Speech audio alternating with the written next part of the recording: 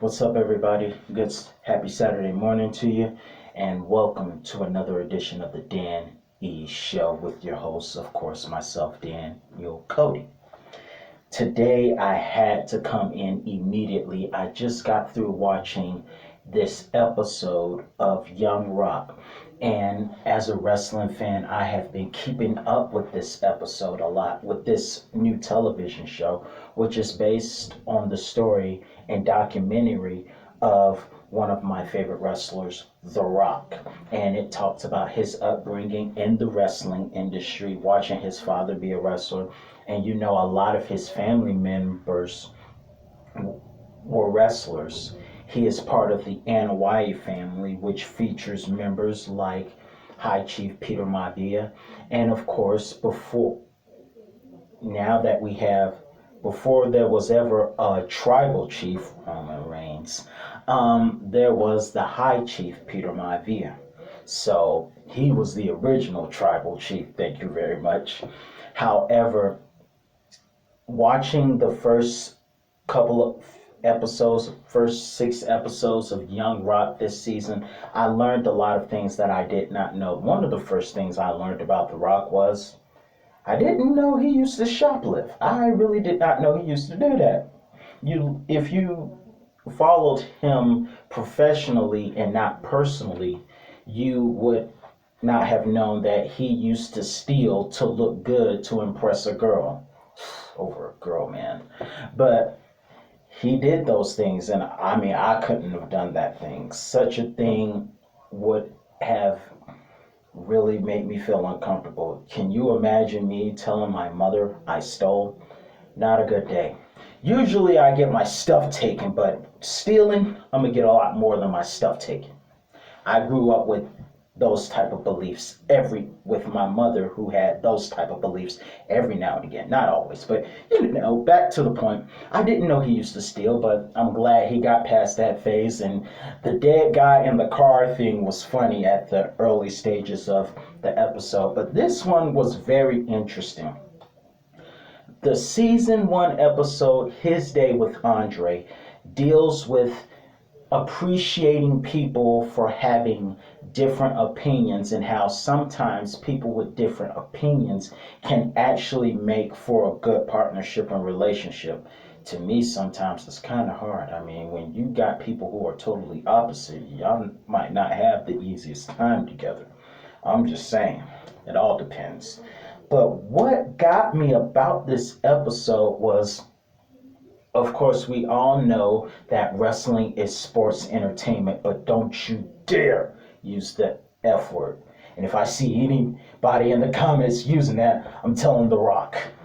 But either way, don't use the F word. But we all know it is, of course, sports entertainment. Although I still, like Joey Styles, don't understand why we can't say pro wrestling.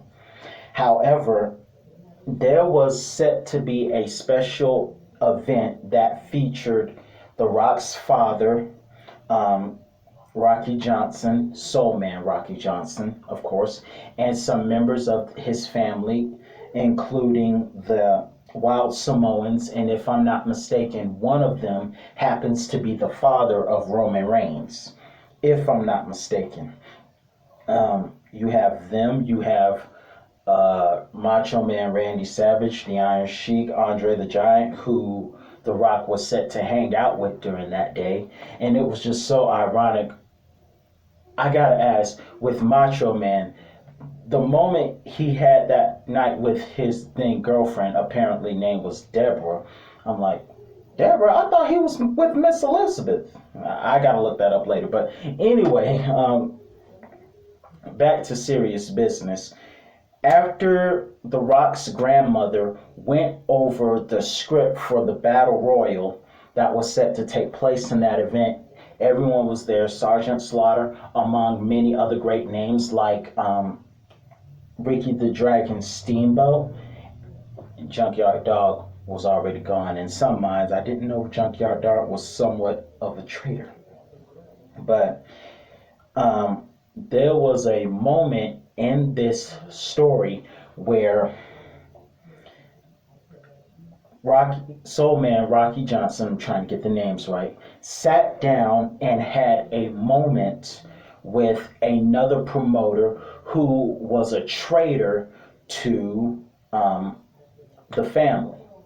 And one thing Rocky said, you worked for my father and you got your own business and you stole our wrestlers for money and manipulation, because that's the way it looked to me. I didn't know Junkyard Dog left the friend and family business for money, but hey, those kind of things really do happen at times. So that was a little unfortunate, but it we learned quickly on about the importance of family and not selling yourself out for money and things like that. Somebody, never mind. But this is the part that really got me, and I just had to come here and talk about it. And that was this: during the battle royal, they went over the script. Everything was going according to plan. Sergeant Slaughter was eliminated by Ricky. Ricky was eliminated. Ricky the Dragon Steamboat was eliminated, and Macho Man went down, and Andre the Giant, who was not there for the scripted meeting because he knew what was going to happen. Thankfully, he went to see the E.T. movie that The Rock wanted to see when he was little. However, he already knew what was going on, so he wasn't there for the meeting. Of course, they went over the script of what was supposed to happen with The Rock being there.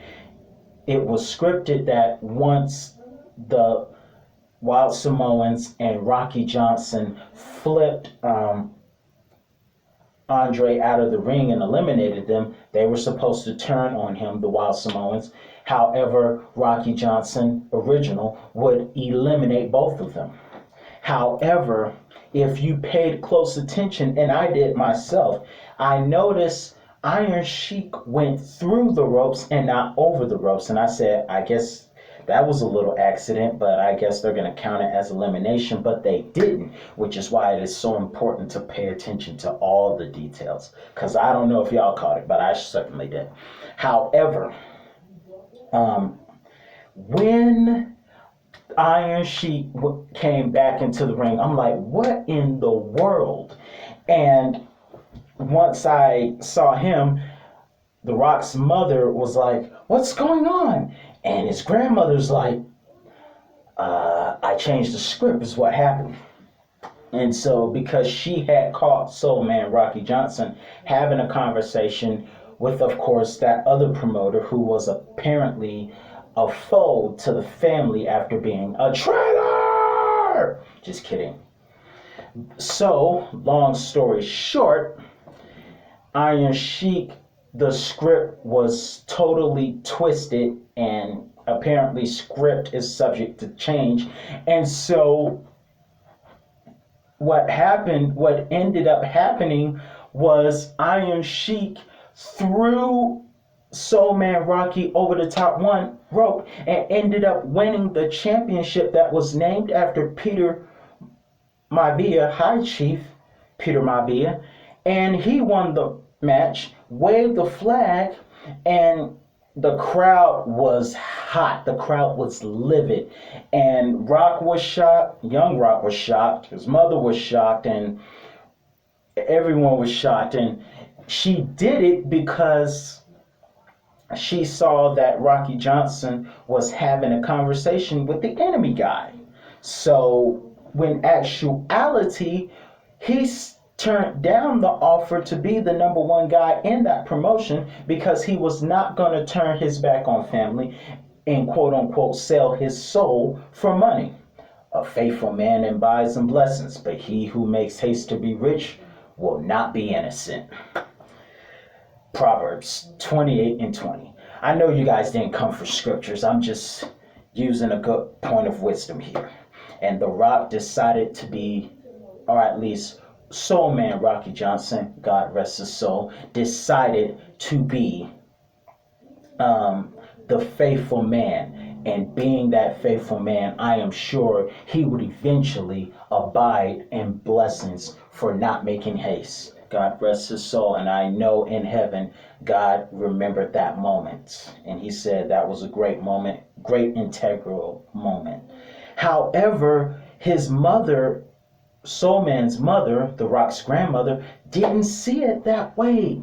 And come to find out, because she thought he was a traitor, she did the exact same thing that Mr. McMahon did to Bret Hart years later, over a decade later. We all remember the infamous Montreal screw job, because Mr. McMahon found out that once Bret won, after the match, he was going to go to WCW. And Mr. McMahon is like, I'll put a screw job over before I let that happen. And that's the thing, that's the crooked parts of the business a little bit. And that is this. He didn't know it was going to happen. Bret didn't see it coming. And Shawn Michaels, ironically enough, said it was not fun being that man.